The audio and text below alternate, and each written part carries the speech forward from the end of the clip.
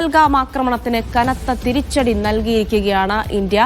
9 ഭീകര കേന്ദ്രങ്ങളിൽ പാകിസ്ഥാനിലെ പാക് അധീന കശ്മീരിലെ 5 ഒപ്പം തന്നെ പാകിസ്ഥാനിലെ 4 ഭീകര കേന്ദ്രങ്ങൾ, അത് ലഷ്കർ, ജെയ്ഷെ മുഹമ്മദ് കേന്ദ്രങ്ങളിലടക്കം ആക്രമണം നടത്തിയെന്നുള്ള വിവരങ്ങളാണ് ലഭിക്കുന്നത്. ഇന്ത്യൻ സൈന്യം ഇതുവരെ ഒഫീഷ്യലായി കാര്യങ്ങൾ സ്ഥിരീകരിച്ചിട്ടില്ല. അത്തരം വാർത്തകൾ ഇപ്പോൾ പുറത്തു വന്നുകൊണ്ടിരിക്കുകയാണ്. പാകിസ്ഥാനാണ് മരണസംഖ്യ അടക്കമുള്ള കാര്യങ്ങൾ, ഏതൊക്കെ പ്രദേശങ്ങളിൽ ആക്രമണം നടത്തി തുടങ്ങിയ കാര്യങ്ങളിൽ ഒരു പ്രതികരണം നടത്തിയിരിക്കുന്നത്. ഇന്ത്യ കൃത്യമായി തന്നെ പറയുന്നത് ഇത് തന്നെയാണ്. അതായത് ഒരാക്രമണം നടത്തുക, കൃത്യമായി തിരിച്ചടി നൽകുക എന്നത് തന്നെയാണ്. അത് പാകിസ്ഥാന്റെ സൈനിക കേന്ദ്രങ്ങൾക്ക് നേരെയല്ല, സാധാരണക്കാർക്ക് നേരെ നിരായുധരായ ആളുകളെ തോക്കു ചൂണ്ടി കൊലപ്പെടുത്തുകയല്ല ചെയ്തത് എന്ന് കൃത്യമായി തന്നെ പറയുന്നുണ്ട്. ഭീകര കേന്ദ്രങ്ങളാണ് തകർത്തിരിക്കുന്നത്. നമുക്കറിയാം, ഈ ആക്രമണത്തിന് ശേഷം ലഷ്കർ-ഇ തോയ്ബയുടെ തന്നെ സഹസംഘടന തന്നെയായിരുന്നു ഇതിന്റെ ഒരു ഉത്തരവാദിത്തം ഏറ്റെടുത്ത് വന്നത്. അതുകൊണ്ട് തന്നെ ലഷ്കർ, ജെയ്ഷെ മേഖലകളിലാണ് തിരിച്ചടി നൽകിയിരിക്കുന്നത്. 12 ഭീകരവാദികൾ കൊല്ലപ്പെട്ടു തുടങ്ങിയ വിവരങ്ങളാണ് നമുക്ക് ഈ മണിക്കൂറിൽ ലഭിക്കുന്നത്. എന്തായാലും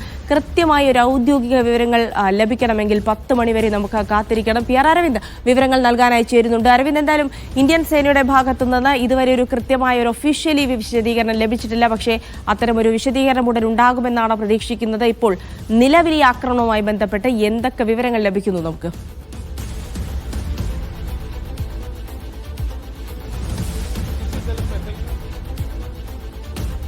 15ാം ദിവസം ഇന്ത്യ ശക്തമായ തിരിച്ചടി പാകിസ്ഥാന് നൽകിയിരിക്കുന്നു. അത് പാകിസ്ഥാന് തിരിച്ചടി നൽകിയെന്ന് പറയുമ്പോൾ പാകിസ്ഥാനുമായുള്ള ഒരു യുദ്ധമല്ല,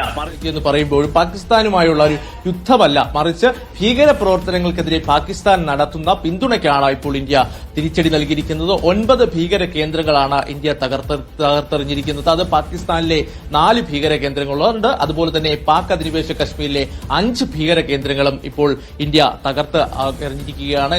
ഇന്ന് അർദ്ധരാത്രിയോടുകൂടിയാണ് ഈ ഇന്ത്യയുടെ തിരിച്ചടി ഉണ്ടായത്. കൃത്യമായ ആസൂത്രണം കഴിഞ്ഞ 15 ദിവസത്തിനിടെ വലിയ രീതിയിലുള്ള ചർച്ചകളും അതുപോലെ തന്നെ കൂടിയാലോചനകൾക്കും ശേഷമാണ് ഓപ്പറേഷൻ സിന്ദൂറുമായി ഇന്ത്യ മുന്നോട്ട് പോയത്. പ്രധാനമന്ത്രി നിരന്തരം 3 സേനാ മേധാവിമാരുമായി കൂടിയാലോചനകൾ നടത്തിയിരുന്നു. നിരന്തരം കരസേന, നാവികസേന, വ്യോമസേന മേധാവികൾ പ്രധാനമന്ത്രിയുമായി കൂടിക്കാഴ്ചകൾ നടത്തിയിരുന്നു. ഈ കൂടിക്കാഴ്ചകൾക്കെല്ലാം പിന്നാലെയാണ് ഇന്നലെ അർദ്ധരാത്രിയോടുകൂടി ഇന്ത്യയുടെ തിരിച്ചടി ഉണ്ടായിരിക്കുന്നത്. 9 ഭീകര കേന്ദ്രങ്ങൾ ഇന്ത്യ തകർത്തിട്ടുണ്ട്. പ്രധാനമായും നിരവധി, കാരണം ഭീകരർക്ക് പരിശീലനം നൽകുന്ന കേന്ദ്രങ്ങളാണ് ഇന്ത്യ പ്രധാനമായും ലക്ഷ്യം വെച്ചിരിക്കുന്നത്. അതിൽ ലഷ്കർ-ഇ തോയ്ബ കേന്ദ്രങ്ങളുണ്ട്, അതുപോലെ തന്നെ ജെയ്ഷെ മുഹമ്മദ് ഭീകരരുടെ കേന്ദ്രങ്ങളുണ്ടെന്നുള്ള റിപ്പോർട്ടുകളും പുറത്തു വരുന്നുണ്ട്. ഇതിൽ 10 മണിക്കായിരിക്കും കൃത്യമായൊരു വിശദീകരണം നമുക്ക് ലഭിക്കുക. കരസേന അതുപോലെ തന്നെ പ്രതിരോധ മന്ത്രാലയം സംയുക്തമായിട്ടൊരു വാർത്താ സമ്മേളനം നടത്തുമെന്നാണ് ഇപ്പോൾ അറിയിപ്പ് ലഭിച്ചിരിക്കുന്നത്. 11 മണിക്ക് കേന്ദ്ര മന്ത്രിസഭയുടെ സുരക്ഷയ്ക്കായുള്ള സമിതി യോഗവും ചേരാൻ പോകുകയാണ്. കൃത്യമായി വരും മണിക്കൂറുകളിലെ നിലപാടുകൾ ഈ യോഗത്തിൽ ചർച്ച ചെയ്യുമെന്നതാണ് ഇപ്പോൾ